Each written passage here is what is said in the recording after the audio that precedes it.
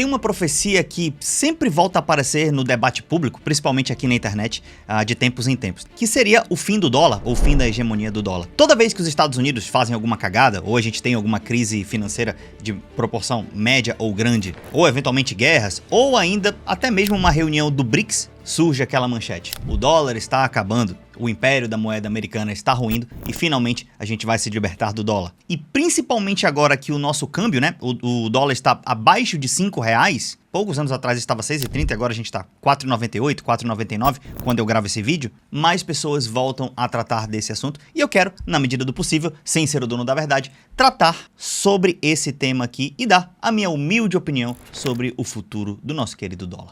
Então, cola comigo que o vídeo de hoje tá bom demais.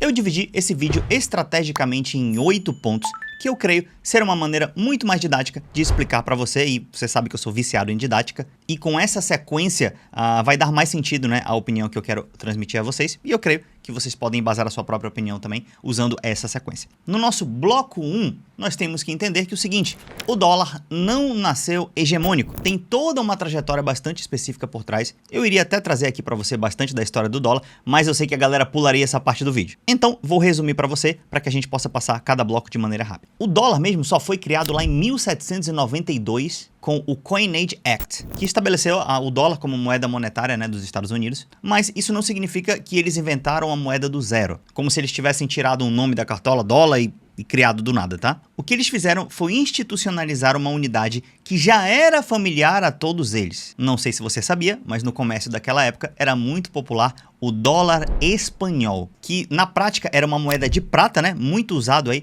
no comércio no Oceano Atlântico, enfim. Então o Tesouro Americano usou aí um pouco dessa marketagem, né? E desse lastro do dólar espanhol para criar a sua própria moeda, tá? Indo direto para o nosso bloco 2, eu quero te explicar uma evolução na história do dólar, que foi Bretton Woods. O que foi isso e por que isso foi muito bom para os Estados Unidos? Todos sabem que ali no início dos anos 40 nós tivemos a Segunda Guerra Mundial e os Estados Unidos e os aliados, né, saíram vitoriosos. Todavia tem algo mais importante ainda. A guerra, ela se passou na Europa basicamente. Então os Estados Unidos entraram na guerra de longe, ou seja, o território deles estava do outro lado do oceano. Na prática, então, os Estados Unidos saíram da guerra praticamente ilesos. A gente teve o episódio de Pearl Harbor, claro, né? Mas em comparação à destruição que foi causada na Europa, os Estados Unidos estavam praticamente ilesos. Além disso, os Estados Unidos, por conta dos empréstimos e exportações de armas de guerra, tá? Eles se tornaram credores basicamente do mundo inteiro, fazendo com que eles pudessem acumular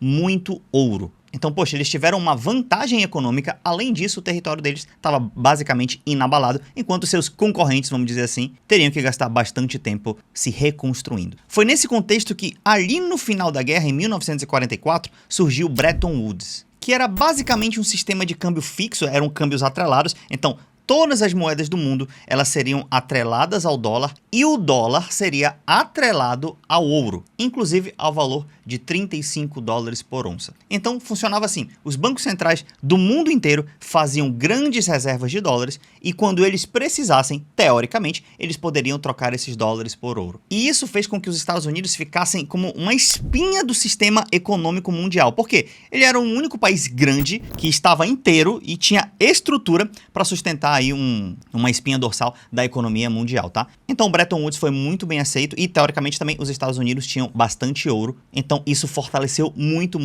a moeda americana. A meu ver, depois da Segunda Guerra, começou um processo de expansão rápida aí da hegemonia do dólar. Agora no nosso bloco 3, eu quero falar do fim de Bretton Woods e o que isso causou de mudança. Bom, ali pelos anos 70, o Bretton Woods acabou, vou já te dizer como, mas isso teoricamente poderia significar o colapso do dólar, não é verdade? Mas não foi isso que aconteceu, porque na prática, em 1971, o presidente Nixon encerrou a conversibilidade de dólar em ouro para os governos estrangeiros, né, que teoricamente poderiam fazer isso com os Estados Unidos. E aliás, pouco tempo depois, as grandes moedas começaram a flutuar, não estavam mais fixas. Só que a quebra dessa engenhoca, né, de, vamos dizer assim, o dólar não precisar mais ter um lastro em ouro, na prática não matou o dólar. Na prática, transformou o lastro da economia mundial, agora, não em ouro, mas na própria estrutura do Estado americano. potencial deles de emitir dívida, o potencial deles de construir empresas, máquinas, infraestrutura, de ser uma grande economia. Então, o Estado e sua riqueza dentro e seu setor privado, obviamente, tem seu valor.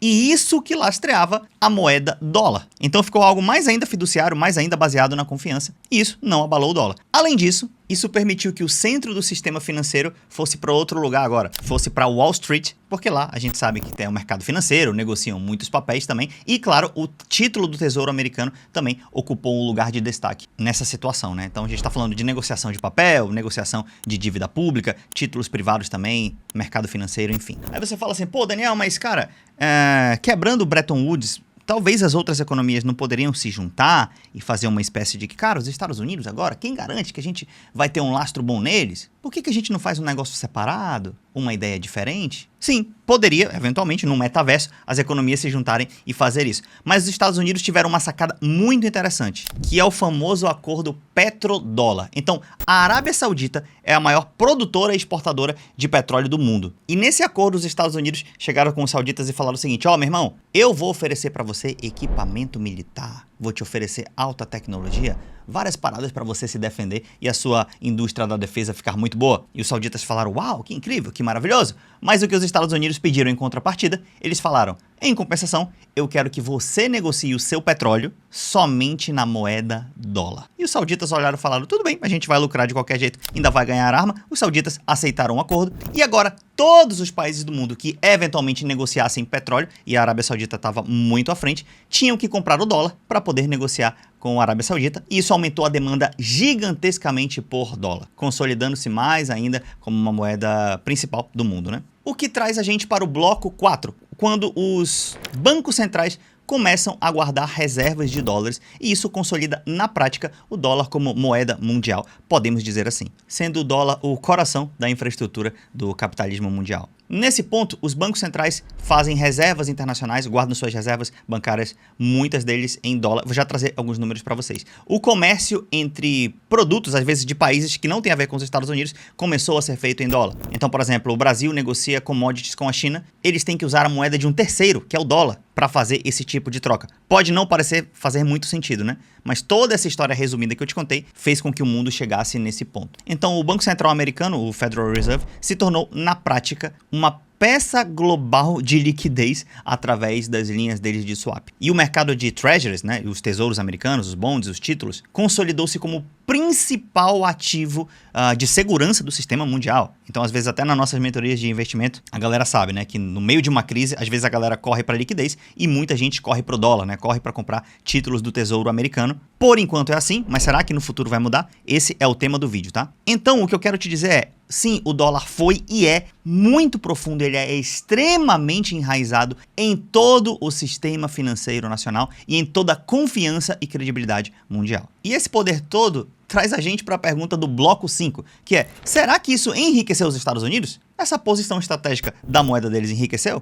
Essa posição estratégica da moeda deles ajudou o país internamente a se desenvolver? E a resposta é sim, e não de maneira abstrata somente, tá? Que é enriqueceu de poder, enriqueceu de, sei lá, influência, mas economicamente também eles tiveram mais vantagem do que desvantagem. Por exemplo, a gente sabe que, ao contrário do que os liberais falam, o Estado americano é um dos estados que mais gasta no planeta Terra, seja diretamente ou com compras governamentais ou com influência, enfim. Então eles são altamente intervencionistas. E o Estado, para operar, ele precisa se financiar. E se a moeda dele tem uma alta demanda global, isso faz com que ele consiga crédito, né? Então ele consegue se financiar de maneira mais fácil e com juro relativamente barato, né? Porque tá todo mundo querendo a moeda dele. Então o Tesouro americano não precisa pagar tanto. Nosso Tesouro Selic aqui paga 14, 15%. O Tesouro americano, há tempos atrás, pagava 1, 2 ou 3%. Agora que com o pico inflacionário, o Banco Central subiu o juro para 4, 5%. Mas isso é bastante atípico. Normalmente 1, 2, 3% é o padrão, tá bom? Às vezes até menos do que 1%, 0,5%, 0,25%, não é incomum. E a gente sabe que a dívida pública, ou na verdade tomar crédito, seja no setor privado ou até mesmo no Estado, né, falando de estados, se você investe esse dinheiro em áreas que vão causar desenvolvimento, se você não investe, por exemplo, somente em consumo ou somente em bem-estar social, que eu sou a favor, mas no caso dos americanos, investiram em defesa, investiram em tecnologia, investiram em proteger as suas grandes empresas, seus monopólios e oligopólios, apesar de tem gente que fala que os Estados Unidos são livre mercado, mas vai lá tentar comprar a Amazon, vai lá tentar comprar uma grande empresa americana. Outro dia os chineses estavam tentando comprar a empresa americana e eles não deixaram, tá? O Congresso americano, às vezes, entra no meio se precisar. O Trump entra no meio se precisar. Então, esse papo aí do livre mercado, eles só usam quando o produto deles está na alta escala tecnológica e vai ganhar mercado. Quando eles não estão na frente, eles usam, sim, muito do Estado para se proteger e para investir. E eles fizeram isso com crédito barato, acabaram investindo na infraestrutura dos Estados Unidos e ajudou, sim, no enriquecimento do país a juro baixo. Mas isso vem para o bloco 6, que é, Daniel, tem algum tipo de fator negativo ou um custo da sua moeda ser altamente hegemônica? E sim, tem o custo da hegemonia do dólar. Nem tudo são flores. Já sei, Daniel, você está falando que é porque a dívida pública cresce bastante. Não somente isso, mas assim, a dívida pública dos Estados Unidos crescer era basicamente esperado, porque o país estava investindo bastante, então ele opera em déficit. E ele operar em déficit, ou seja, gastar mais do que o que arrecada, é até bom, vamos dizer assim, porque essa diferença de dinheiro ele consegue se financiar no mercado através dos seus títulos públicos. E a galera querendo dólar, eles mandam dinheiro para os Estados Unidos e os Estados Unidos conseguem fazer essa máquina operar, tá? E ao mesmo tempo a sua moeda não desvaloriza. Então, poxa, eles fazem dívidas e dívidas e dívidas, não fazem superávit nem nada disso, e ainda assim a moeda deles é valorizada? Exatamente. Qualquer outro país, teoricamente, né, se ele se endividasse cada vez mais, poderia ser que ele tivesse dificuldade de arranjar credores, poderia ser que o seu juro subiria muito, e não foi o caso dos Estados Unidos, a demanda por dólar é gigantesca. Mas, voltando ao bloco 6, qual foi o grande custo que os Estados Unidos tiveram por isso? Foi basicamente o seguinte, a moeda americana sendo muito valorizada, ou seja, o que é isso? Imagina pra gente que compra em reais, imagina um dólar valorizado, é um dólar que está a 6, a 7 reais, por exemplo, está muito valorizado,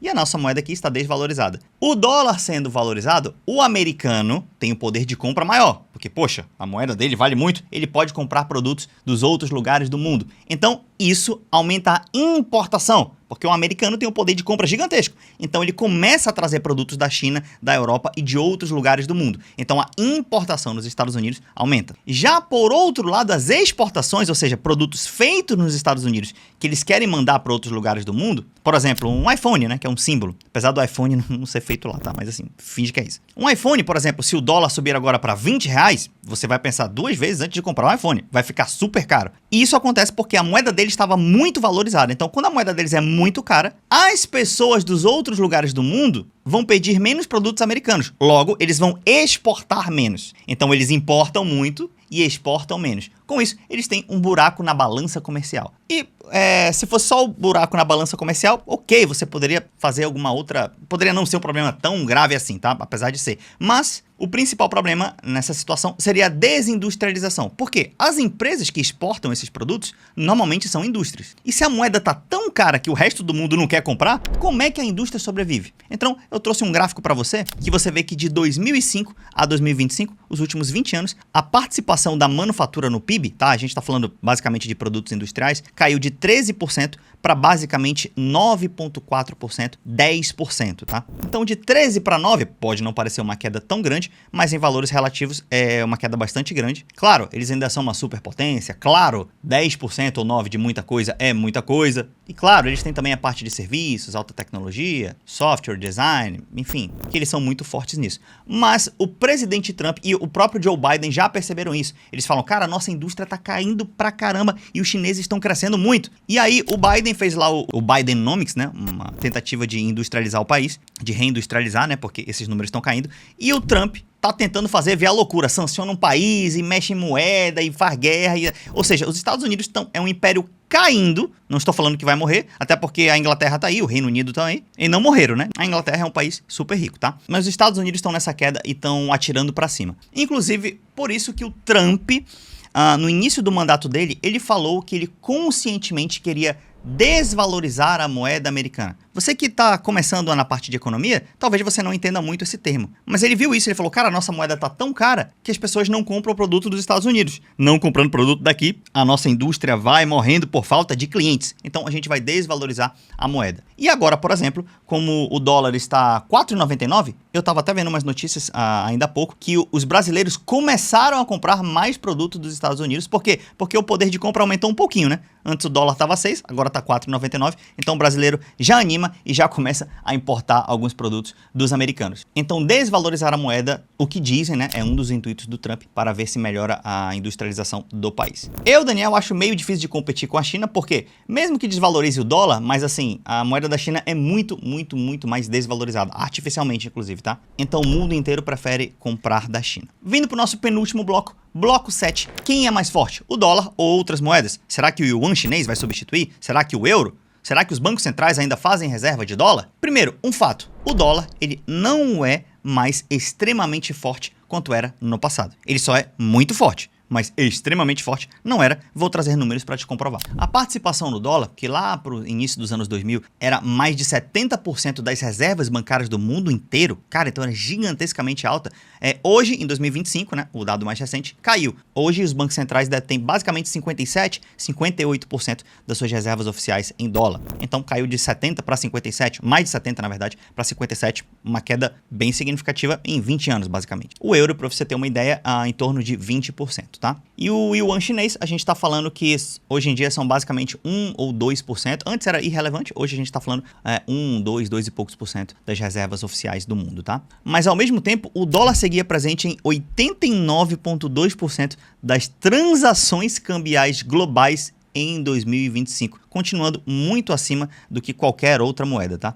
Então, se alguém te disser que nada mudou, não é verdade. Pelo movimento dos bancos centrais e por uma leve queda no uso do dólar, a gente vê que algo mudou sim. Mas mudou o suficiente para quebrar a hegemonia do dólar? De verdade, os números dizem que isso está bem longe de acontecer. Eu, Daniel, até torço que aconteça, né? Como bom capitalista, o que eu gosto? De concorrência, não é verdade? O capitalista ele só não gosta de concorrência quando? Quando ele é o dono do monopólio, porque o capitalismo tende a monopólio e oligopólio, né? Por isso que o Estado tem que estar lá atuando. Mas se eu sou o dono do monopólio, aí tudo bem. Mas como eu não sou o dono do dólar, não sou um imperialista americano, eu gosto da concorrência. Então eu torço sim para que outras moedas ganhem mais força no mercado mundial. A concorrência seria melhor. E se você tá chorando e você é a favor do livre mercado, tu tá puxando o saco de monopólio, é isso? De americano? É isso? Me diz, que sentido faz? Eu, Brasil, negociar com a China e ter que usar a terceira moeda? Isso é livre mercado? Isso faz sentido pra você? Então aí você que é mais liberal, mais da direita e tudo mais, não deveria reclamar se outras moedas crescessem e aumentassem a concorrência, tá bom? Então eu tenho aqui uma tabela do ranking das maiores transações cambiais globais de 2025. O dólar com basicamente 90% das transações globais,